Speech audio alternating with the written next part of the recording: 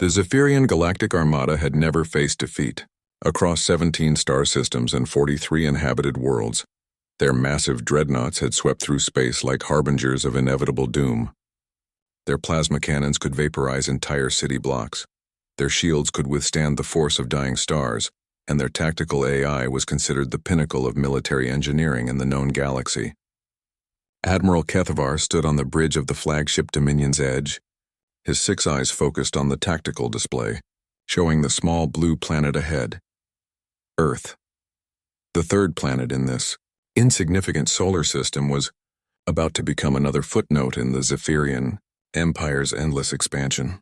"Admiral," reported Lieutenant Velnox, his mandibles clicking nervously. "The human defense fleet has taken position around their homeworld. Our scans show approximately 200 vessels." Kethavar's laugh rumbled through his thoracic cavity. 200 primitive ships against our armada of 5,000? This will be the shortest conquest in our history. The Zephyrian fleet moved into formation, their massive ships blotting out the stars. Each dreadnought stretched nearly 2 kilometers in length, bristling with weapons that had reduced mighty civilizations to cosmic dust. The humans' largest vessels looked like toys by comparison. As the armada approached firing range, something unexpected happened. A single human ship broke formation and accelerated directly toward the Zephyrian flagship. It was a small craft, barely the size of a Zephyrian fighter, painted in garish colors with symbols that meant nothing to the alien invaders. "Admiral," Velnox reported, confusion evident in his voice. "One of their ships is approaching us.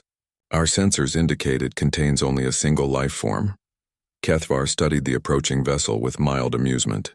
Perhaps they wished to surrender formally. How quaint. Charge the main plasma cannon and prepare to demonstrate the futility of resistance. The Dominion's Edge's primary weapon began to glow with deadly energy.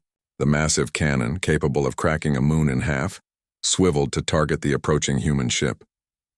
Across the armada, 5,000 similar weapons prepared to unleash devastation upon the human fleet.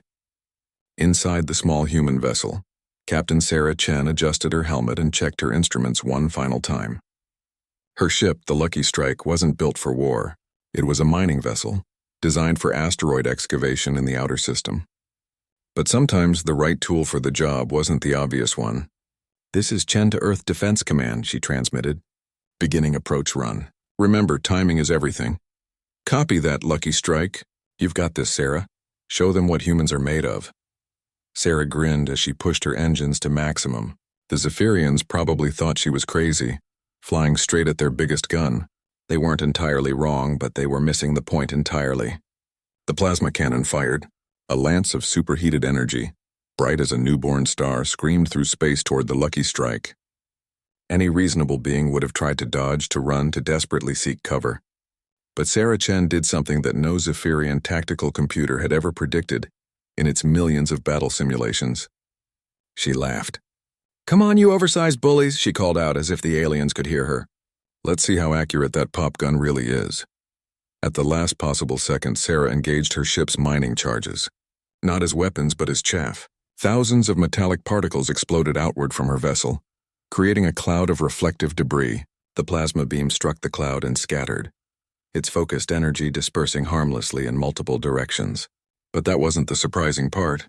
What happened next defied every law of physics the Zephyrians thought they understood. Sarah's ship didn't dodge the beam. It rode it. Using her mining vessel's magnetic field generators, originally designed to manipulate metallic asteroids, she caught the residual energy of the scattered plasma and used it to accelerate beyond anything her engines could achieve alone. The Lucky Strike shot forward like a bullet, reaching velocities that should have liquefied any organic pilot. But humans, as the galaxy was about to learn, had spent centuries strapping themselves to controlled explosions and calling it fun. Admiral Kethavar watched in stunned silence as the tiny human ship not only survived his flagship's most powerful weapon, but somehow used it to accelerate directly toward them.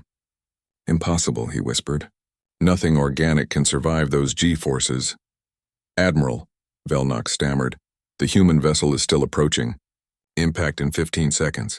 All ships, focus fire on that single target." Kethavar commanded. "Destroy it now." 5,000 plasma cannons swiveled toward the Lucky Strike.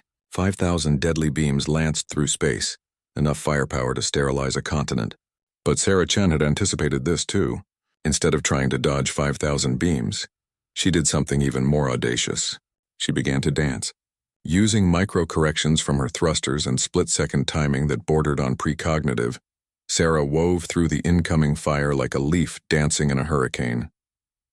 But she wasn't just dodging. She was herding the beams, using the Zephyrians' own weapons against each other. Plasma beam crossed plasma beam, creating interference patterns that caused cascade failures in the weapon systems. Ships found themselves inadvertently firing on their own allies as Sarah's erratic flight path caused targeting confusion. The perfect coordination of the Zephyrian armada began to collapse into chaos. "She's making us shoot ourselves," Felnox reported in horror. Admiral Kethvar could only watch as his invincible armada descended into confusion. Half his ships had ceased firing to avoid hitting their own vessels, while the other half struggled with overheating weapons and system failures. And through it all, Sarah Chen continued to laugh. "This is why you don't mess with humanity," she broadcast on all frequencies as the lucky strike finally reached the flagship. "We don't just fight back, we make it fun." Instead of ramming the massive dreadnought, Sarah executed one final impossible maneuver. She used her ship's mining laser, a tool designed to cut through solid rock, to slice through the Dominion's Edge's main cannon mounting. The massive weapon, suddenly severed from its power source and structural support, began to drift away from the ship like a discarded toy. The silence that followed was deafening. 5,000 ships, the pride of the Zephyrian Empire, sat motionless in space. Their most powerful vessel had been disarmed by a single human in a mining ship, using nothing but audacity, physics, and an apparently insane sense of humor. Admiral Kethvar finally found his voice. "Retreat," he ordered quietly.